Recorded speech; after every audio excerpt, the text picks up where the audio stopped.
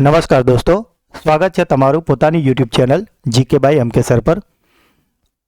આજે આપણે આ વિડીયોમાં 2 ડિસેમ્બર 2025ના 15 મોસ્ટ એમપી ટોપિકને ડિટેલમાં કવર કરીશું, એ પણ ખૂબ જ ઓછા સમયમાં। તો પૂરો વિડીયો બહુ જ ધ્યાનથી જોજો, જેથી તમે કોઈ પણ પોલીસ, તલાટી, clerk, banking, STI, DYSO, TET, TAT જેવી કોઈ પણ પરીક્ષા આપતા હશો એ તમામ જીપીએસસી અને ગૌણ સેવાની પરીક્ષાઓમાં આ ચેનલ તમને ખૂબ જ ઉપયોગી થશે। તો હજુ સુધી જો ચેનલને સબસ્ક્રાઇબ ના કરી હોય તો પ્લીઝ જલ્દીથી કરી લો। તો ચલો વિડીયો સ્ટાર્ટ કરીએ છીએ।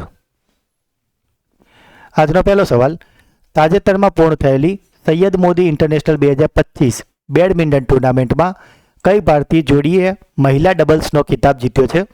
તો દોસ્તો, આજે Syed Modi international 2025 badminton tournament થઈ છે, તેમાં મહિલા ડબલ્સનો ખિતાબ જીત્યો છે ત્રિષા જોલી અને ગાયત્રી ગોપીચંદ। એટલે આપણો જવાબ થશે ઉપરોક્ત બંને।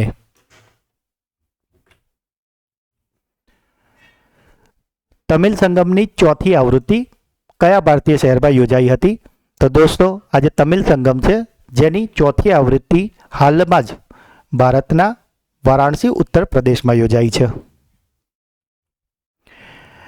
પરીક્ષાલક્ષી પોઈન્ટની વાત કરીએ તો આ કાર્યક્રમ 2 ડિસેમ્બર 2025ના રોજ શરૂ થયો હતો અને 15 ડિસેમ્બર 2025 સુધી ચાલશે। આ એની ચોથી આવૃત્તિ હતી અને તે ઉત્તર પ્રદેશના વારાણસીમાં યોજાઈ હતી અને આનો ઉદ્દેશ્ય હતો એક ભારત શ્રેષ્ઠ ભારતની પહેલ હેઠળ કાશી અને તમિલનાડુ વચ્ચેના વર્ષો જૂના સાંસ્કૃતિક અને સભ્યતા સંબંધોને પુનઃસ્થાપિત કરવા અને પ્રોત્સાહન આપવાનો। નવેમ્બર 2025માં સિક્કિમના પાલજોર સ્ટેડિયમ ખાતે પૂર્ણ થયેલી 41મી all India governors gold cup 2025 football tournament કઈ ટીમે જીતી લીધી છે? તો દોસ્તો, આજે 41મી all India governors gold cup 2025 football tournament થઈ હતી અને જીતી લીધી છે રાજસ્થાન યુનાઇટેડ એફસીએ। આ ટુર્નામેન્ટ સિક્કિમના ગંગટોકમાં યોજાઈ હતી અને ફાઇનલ મેચની વાત કરીએ તો એ થઈ હતી પાલજોર સ્ટેડિયમ ખાતે। આ ટુર્નામેન્ટ નવેમ્બર 2025ના છેલ્લા અઠવાડિયામાં યોજાઈ હતી અને ફાઇનલ મેચ 29 નવેમ્બર 2025ના રોજ યોજાઈ હતી। ફાઇનલમાં રાજસ્થાન યુનાઇટેડ એફસીએ સર્વિસીસ એફટીને 1-0થી હરાવ્યું હતું। તો આપને પૂછે કે વિજેતા કોણ રહ્યું હતું? તો રાજસ્થાન યુનાઇટેડ એફસી અને રનરઅપ કોણ રહ્યું હતું? તો સર્વિસીસ એફટી। કઈ સંસ્થાએ એક જ દિવસમાં સૌથી મોટા કારકિર્દી સલાહ કાર્યક્રમનું આયોજન કરીને ગિનીસ બુક વર્લ્ડ રેકોર્ડ બનાવ્યો છે? તો દોસ્તો, આજે એક જ દિવસમાં સૌથી મોટા કારકિર્દી સલાહ કાર્યક્રમનું આયોજન કરીને ગિનીસ રેકોર્ડ બનાવ્યો છે, એ બનાવ્યો છે ભારતીય ચાર્ટર્ડ એકાઉન્ટન્ટ સંસ્થાન। કેન્સરને ડીકોડ કરવા માટે તાજેતરમાં કયા દેશના વૈજ્ઞાનિકોએ એક એઆઈ ટૂલ બનાવ્યું છે જેનું નામ છે ઓન્કોમાર્ક? તો આ કયા દેશના વૈજ્ઞાનિકોએ બનાવ્યું છે? તો દોસ્તો, આજે એઆઈ ટૂલ બનાવ્યું છે જેનું નામ છે ઓન્કોમાર્ક અને એનો ઉપયોગ કેન્સરને ડીકોડ કરવા માટે થવાનો છે। તો એ બનાવ્યું છે આપણા દેશ ભારતે। તાજેતરમાં પ્રકાશિત થયેલ મહાકાવ્ય જેનું નામ છે મૃત્યુંજયી, તો એના લેખક કોણ છે? તો દોસ્તો, આજે મૃત્યુંજયી મહાકાવ્ય પ્રસિદ્ધ થયું છે, તો એના લેખક હતા ભાગવત ઝા ઉર્ફે આઝાદ। ભાગવત ઝા આઝાદની વાત કરીએ તો તેઓ બિહારના પૂર્વ મુખ્યમંત્રી હતા અને આ પુસ્તક તાજેતરમાં જ દિલ્હીના Indira Gandhi national centre for arts ખાતે લોન્ચ કરવામાં આવ્યું હતું। તાજેતરમાં ઇન્ડિયન ઓફ ધ યર 2025 એવોર્ડના સમારોહમાં કોને વર્લ્ડ ચેમ્પિયન એવોર્ડથી સન્માનિત કરવામાં આવ્યા છે? તો દોસ્તો, તમે ઇમેજમાં જોઈ શકો છો, જેથી આપણે ખ્યાલ આવી જ ગયો હશે કે ઇન્ડિયન ઓફ ધ યર 2025ના એવોર્ડમાં વર્લ્ડ ચેમ્પિયન એવોર્ડથી સન્માનવામાં આવ્યા છે હરમનપ્રીત કૌરને। આપ ઇમેજમાં જોઈ શકીએ છીએ કે મિસ્ટર જય શાહ, જે અમિત શાહના દીકરા છે, તેઓ સન્માનિત ટ્રોફી અર્પણ કરી રહ્યા છે। આ સન્માન પ્રતિષ્ઠિત CNN news 18 Indian of the year 2025 award સમારોહ દરમિયાન આપવામાં આવ્યું હતું અને હરમનપ્રીત કૌરની વાત કરીએ તો તેઓ ભારતીય મહિલા રાષ્ટ્રીય ક્રિકેટ ટીમના વર્તમાન કેપ્ટન છે। તાજેતરમાં ભારતીય નૌકાદળને સોંપવામાં આવેલ તારાગીરી જહાજ કયા બાંધકામ વર્ગનું છે, એટલે કે કઈ શ્રેણીનું છે? તો દોસ્તો, આ જે તારાગીરી જહાજ જે ભારતીય નૌકાદળને આપવામાં આવ્યું છે એ નીલગિરી વર્ગનું જહાજ છે અને આ 17A તહત બનેલું ચોથું જહાજ છે જે નૌકાદળને સોંપવામાં આવ્યું છે। ડૉક્ટર BR આંબેડકરની પ્રતિમાનું અનાવરણ કયા શહેરમાં કરવામાં આવ્યું હતું? એટલે કે યુનેસ્કોનું મુખ્ય મથકમાં કરવામાં આવ્યું હતું. તો દોસ્તો આ જે BR આંબેડકરજીની પ્રતિમાનું અનાવરણ કરવામાં આવ્યું છે એ યુનેસ્કોનું મુખ્ય મથક છે પેરિસ. પરીક્ષાલક્ષી પોઈન્ટોની અગર વાત કરીએ તો આ અનાવરણ 26 નવેમ્બર 2025ના રોજ ફ્રાન્સના પેરિસમાં થયું હતું. ઉલ્લેખનીય છે કે આ અનાવરણ યુનેસ્કો મુખ્યાલય સંકુલમાં થયું હતું. ભારતના વિદેશ મંત્રી ડૉક્ટર S જયશંકરે આનું અનાવરણ કર્યું હતું. અને ઉદ્દેશ્યની વાત કરીએ તો ડૉક્ટર આંબેડકરને શ્રદ્ધાંજલિ આપવા અને તેમના વિચારોને આંતરરાષ્ટ્રીય સ્તરે ફેલાવવા માટે પ્રતિમાનું અનાવરણ કરવામાં આવ્યું હતું. દોસ્તો આ જે પ્રતિમા મૂકવામાં આવી છે એની નીચે લખેલું હતું એ તકતી પર ભારતીય બંધારણના શિલ્પી અને ભારતીય બંધારણના 70 વર્ષ 1950 થી 2025.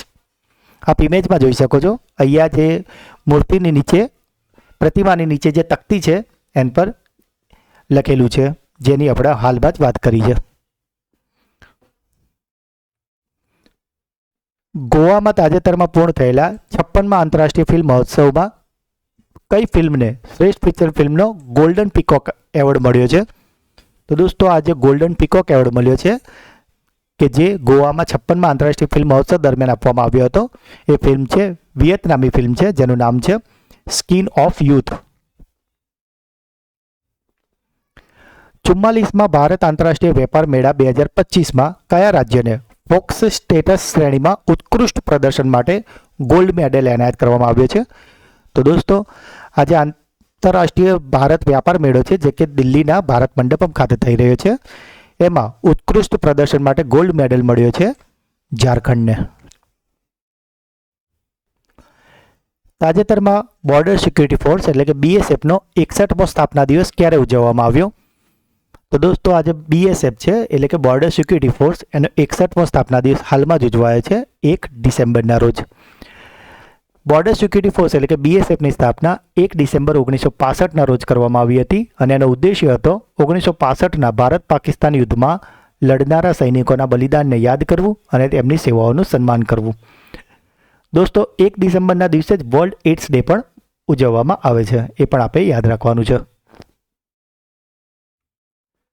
તાજેતરમાં યોજાયેલી દ્વિપક્ષીય દરિયાઈ કવાયત જેનું નામ છે ઓસિડેક્સ 2025, તો આમાં ભારતીય નૌકાદળના કયા જહાજે ભાગ લીધો હતો? તો દોસ્તો આજે ઓસિડેક્સ 2025 જે કવાયત થઈ હતી એમાં ભારતીય નૌકાદળના INS સહ્યાદ્રીએ ભાગ લીધો હતો. તાજેતરમાં કયા દેશે રાષ્ટ્રીય સુરક્ષા કટોકટી જાહેર કરી છે? તો દોસ્તો આ જે દેશ છે જેણે રાષ્ટ્રીય કટોકટી જાહેર કરવી પડી છે એ દેશ છે નાઇજીરિયા.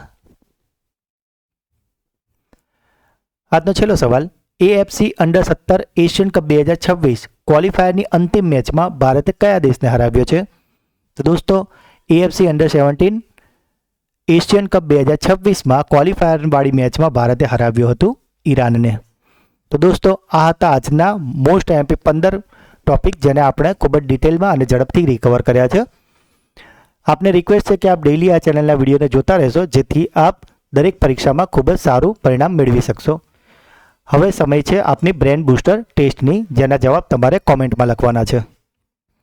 આજનો પહેલો સવાલ છે, તાજેતરમાં પૂર્ણ થયેલી સૈયદ મોદી ઇન્ટરનેશનલ 2025 બેડમિન્ટન ટુર્નામેન્ટમાં કઈ ભારતીય જોડીએ મહિલા ડબલ્સનો ખિતાબ જીત્યો છે? ડૉક્ટર BR આંબેડકરની પ્રતિમાનું અનાવરણ કયા શહેરમાં કરવામાં આવ્યું હતું? એટલે કે યુનેસ્કોના કયા મુખ્ય મથકમાં કરવામાં આવેલું છે? અને આજનો છેલ્લો સવાલ, ગોવામાં તાજેતરમાં પૂર્ણ થયેલા 56મા આંતરરાષ્ટ્રીય ફિલ્મ મહોત્સવમાં કઈ ફિલ્મને શ્રેષ્ઠ ફીચર ફિલ્મનો ગોલ્ડન પીકોક એવોર્ડ મળ્યો છે? તો દોસ્તો ત્રણેય પ્રશ્નોના જવાબ તમારે કોમેન્ટમાં લખવાના છે. અને જો આપ દરરોજ આ ચેનલના વિડીયોને રેગ્યુલર ફોલો કરશો તો તમે કોઈપણ સરકારી સ્પર્ધાત્મક પરીક્ષા માટે તૈયારી કરતા હશો, એ પછી પોલીસ હોય, તલાટી હોય, clerk, banking, STI, DYSO, TET, TAT, કોઈપણ GPSC અને ગૌણ સેવાની તમામ પરીક્ષાઓ માટે તમને આ ચેનલ ખૂબ જ વધારે પડતી હેલ્પફુલ થશે. તો આપને રિક્વેસ્ટ છે કે આપ આ ચેનલના વિડીયોને દરરોજ જોવાની આદત પાડી દેશો. જો દોસ્તો વિડીયો ગમ્યો હોય તો તેને લાઈક કરો. જે પણ ક્વેશ્ચન પૂછવામાં આવ્યા છે એના જવાબ કોમેન્ટ કરો અને વિડીયોને વધારેમાં વધારે તમારા વોટ્સઅપ ટેલિગ્રામ ચેનલ પર શેર કરો. હજુ સુધી જો ચેનલને સબસ્ક્રાઈબ ના કરી હોય તો પ્લીઝ જલ્દીથી કરી લો, જેથી કરીને તમે ડેઈલી અપડેટ રહો અને દરેક પરીક્ષામાં આગળ રહો. તો દોસ્તો મળીએ છીએ નેક્સ્ટ વિડીયોમાં. તો ત્યાં સુધી ભણતા રહો, આગળ વધતા રહો. જય હિન્દ.